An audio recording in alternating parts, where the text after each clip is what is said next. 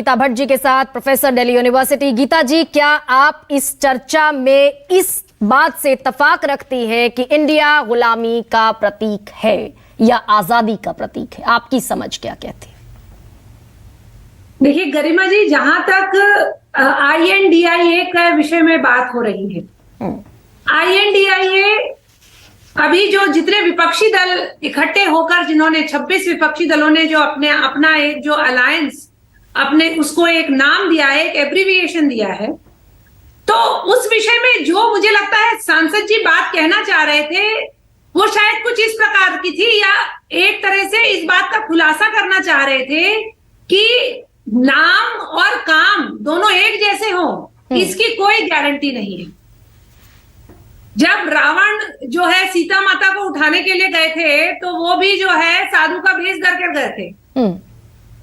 तो अगर कई राजनीतिक दल इकट्ठे होकर अपना नया नाम, क्योंकि कहीं ना कहीं इतने जो UPA के नाम से जिस प्रकार की एक छवि जनता के बीच में, जो कि कांग्रेस पार्टी के द्वारा जिसका नेतृत्व किया जा रहा था, उसकी जो छवि है उसको बदलने का जो प्रयास सभी ऑपोजिशन लीडर्स ने, ऑपोजिशन पार्टीज ने मिलकर किया है, उसमें उनको कितनी सफलता मिल पाएगी इसके ऊपर प्रश्न चिन्ह है।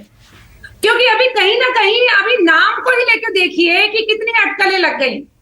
अभी उसमें D जो है वो डेमोक्रेटिक, कुछ लोग थे जो चाह रहे थे डेमोक्रेटिक रहे, कुछ लोग चाह रहे थे कि डेवलपमेंटल रहे। गीता जी, लेकिन अब जो मेरा प्रश्न, गीता जी, या तो मैं आप तक प्रश्न पहुंचा नहीं पाई या फिर आप उस प्रश्न को समझ नहीं पाई। गीता जी, प्रश्न ये है कि इस सब के बहाने, इस सब के हवाले से एक चर्चा शुरू हुई और वो चर्चा राज्यसभा तक पहुंची, यानी कि संसद के ऊपरी सदन तक पहुंची, जो कि बौद्धिक सदन माना जाता है, प्रबुद्ध सदन माना जाता है, और इसीलिए हम उसे ऊपरी सदन कहते हैं।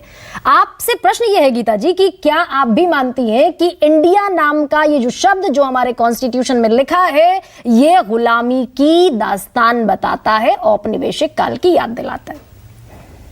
देखिए गरिमा जी, जो संविधान में इंडिया शब्द जो लिखा गया उसके साथ उसमें भारत भी लिखा गया है। और बार बार ये प्रश्न, अगर क्योंकि आप जो आपका प्रश्न है मैं उसी का ही उत्तर दे रही थी, लेकिन मैं ये कहना चाह रही हूं कि आप इसको इंडिया कह रही हैं, मैं पहली बात इसको INDIA कह रही हूं।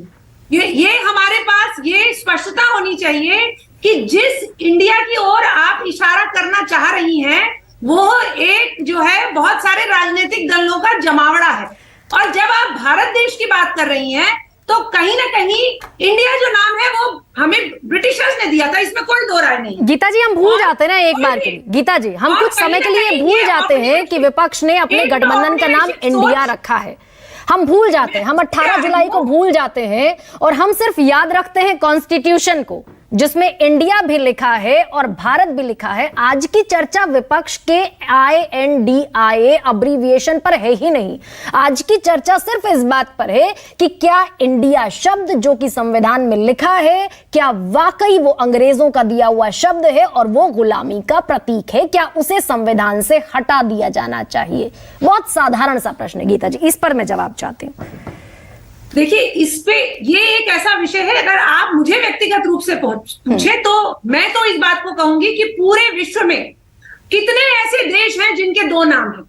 ठीक है, यहां तक कि आज तक जो तुर्की है उसने भी अपना नाम जो है बदल के तुर्की कर लिया। ऐसे जितने भी देश थे जिनके नाम उनके ऊपर जिन औपनिवेशिक शक्तियों ने राज किए, उन्होंने अपने नाम बदल लिए। अपने नाम जो उनके अपने वास्तविक नाम थे उनको उन्होंने वापस लिया। लेकिन भारत में ये विडंबना रही कि इंडिया नाम के बाद 1947 के बाद जिस प्रकार की सरकारें आई, उन्होंने इस विषय को उसकी तवज्जो नहीं दी। उन्होंने उसी नाम को स्वीकार लिया और उसी नाम से ये चलता रहा। तो कहीं ना कहीं जो प्रश्न आपने पूछा है ये समाज में जरूर जाना चाहिए और लोगों को इस बात पे चर्चा करनी चाहिए कि क्या जो नाम हमें ब्रिटिश देके गए उसके साथ हमें आगे बढ़ते